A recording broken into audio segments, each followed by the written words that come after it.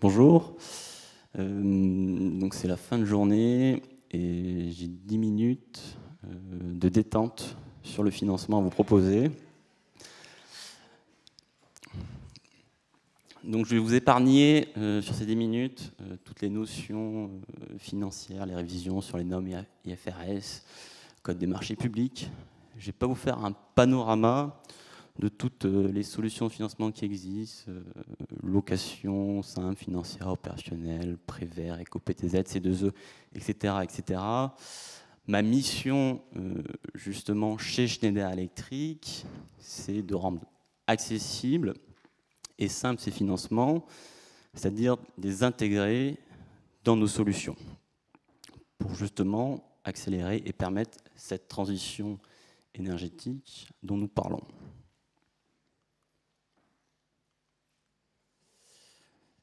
Et faire que la vie s'illumine, donc Life is On, pour tous, partout et à tout moment, dans nos maisons, nos villes, nos centres de données, nos industries, nos réseaux de distribution. Gérer l'énergie de manière sûre, fiable, efficace et durable. Alors, pourquoi aujourd'hui, en tant qu'industriel, on se doit d'intégrer le financement? La première raison, c'est que nos politiques, nos gouvernements ont pris conscience de la nécessaire transition énergétique et numérique, je dis les deux sont liés, et donc des incitations financières, de nouveaux mécanismes sont mis en place que nous devons intégrer pour nos clients, nos partenaires, parce que tout simplement, on l'a vu, il y a plein de solutions, ce n'est pas évident, il y a des complexités, et si nous ne le faisons pas pour eux, eh bien, ils passeront à côté. Le deuxième sujet, qui est une véritable raison de fond, c'est que nous vivons dans un monde qui est de plus en plus, une économie qui est de plus en plus servicielle, où peu à peu, la notion de propriété laisse place à la notion de coût et d'usage. Et on le voit bien dans le monde de la télécommunication, son téléphone portable, ce qui nous intéresse aujourd'hui, c'est d'avoir les applications, les services de communication. Et dans notre abonnement qu'on paye, au final, on ne va plus payer, on ne paye plus 700, 800 € pour l'achat du bien. On a un abonnement qui package l'ensemble et nous donne accès à tous ces services.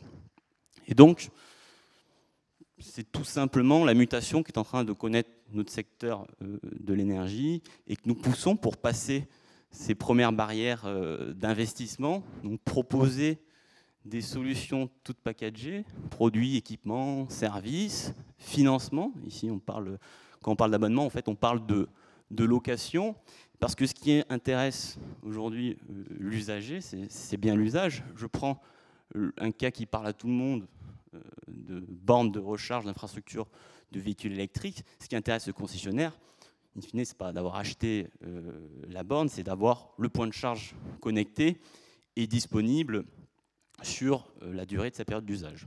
Et donc, c'est ce qu'aujourd'hui nous proposons. C'est une première solution pour casser cette barrière d'investissement.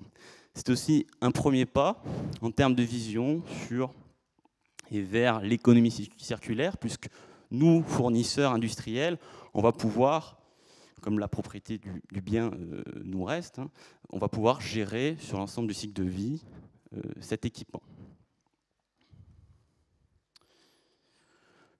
Je prends un deuxième niveau un peu plus complexe. On parle ici de projet d'efficacité énergétique, donc du contrat de performance énergétique, où on va aller dans les usines, les bâtiments, les villes, détecter tous les gisements avec les experts d'économie d'énergie, et puis ensuite proposer un projet. Donc un projet, c'est un investissement, avec derrière un retour sur investissement.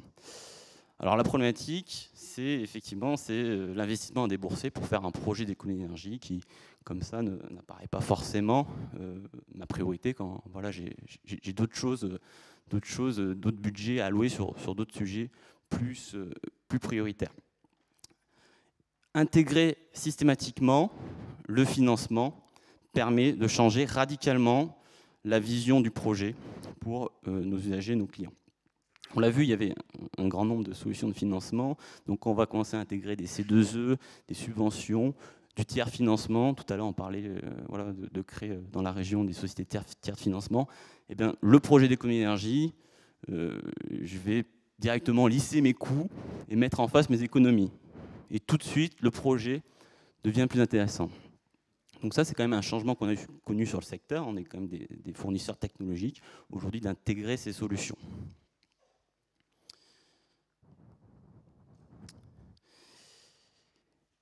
Et puis, on arrive sur des projets encore plus complexes. On a parlé de microgrid, de smart grid, d'écoquartiers. Les territoires veulent se réapproprier l'énergie, être autonomes, produire localement, produire de manière responsable, et puis consommer de manière responsable. On a parlé donc, de photovoltaïque, d'éolien, de production. On a parlé de maîtrise des consommations, d'efficacité énergétique. On a parlé de stockage aussi. On a parlé de flexibilité, d'effacement. Eh bien, on voit là, dans ces exemples qu'on parle de solutions, de projets qui sont multi-acteurs, qui sont multi-fournisseurs, avec plusieurs usagers. Et là encore, le financement est la clé de voûte pour pouvoir structurer ces solutions de manière pertinente. Et je vais conclure simplement en vous invitant à vous rendre, si vous voulez en savoir plus sur les projets que j'ai évoqués sur notre site web, donc paroledeclient.schneiderelectric.fr. Et puis on aura l'occasion de se revoir. J'en profite pour dire, il me reste un petit peu de temps pour dire que je suis très heureux justement de ces universités d'été. Une des clés de succès dans justement l'intégration de toutes ces solutions, c'est la compréhension qu'on va avoir de notre écosystème, de nos clients, nos partenaires. Et c'est pour ça que des débats comme on a aujourd'hui sont des moments d'échange qui sont importants pour réussir la suite. Merci à vous.